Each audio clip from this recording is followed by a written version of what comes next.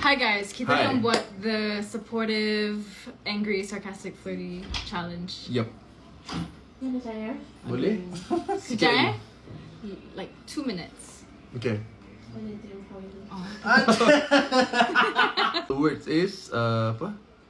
Saya nak makan. Sayang dah makan. Okay, you start. The first one is supportive. Sportive. Okay. Saya nak makan. Okay. Okay. My turn? Okay. Yeah. Saya nak makan. Sama. Okay. Okay, tak Okay, apa. I start Okay. dulu. Angry. You start juga.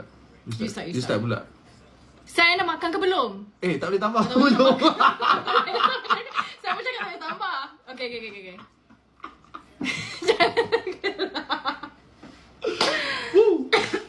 Tak boleh tambah tau. Tak Dia tambah, okay. sayang dah makan je. Okay. Saya nak makan. Okay. Okay. Me. Take your time. Saya dah makan. Oh, okay, relax. Oh. Oh, terasa. Okay. Jangan macam tu. Sarcastic. Sarcastic. Okay. Me, you. You. Me. Hmm.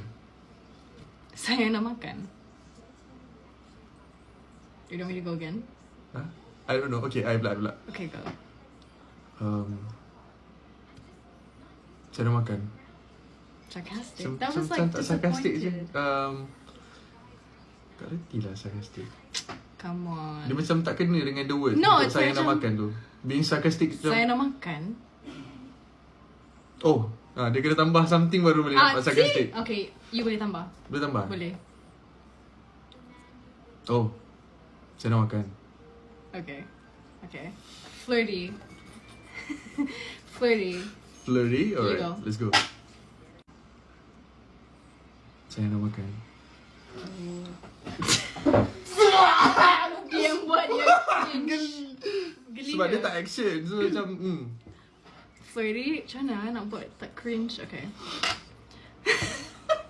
kau tahu kan cringe macam mana kan. Dia Okay, kena. sabar. It's so cringe. Okay, wait. Try. Tak boleh lah. Boleh. Tak boleh. Boleh. Okay. Tak boleh. Okay. Sekarang dia faham perasaan I. Okay. Okay, let's go. Saya nak makan. Tak payahlah. So, that's it. That's it. Thank you so much for watching. Jangan lupa saksikan. Yes, Captain Zul Aryan.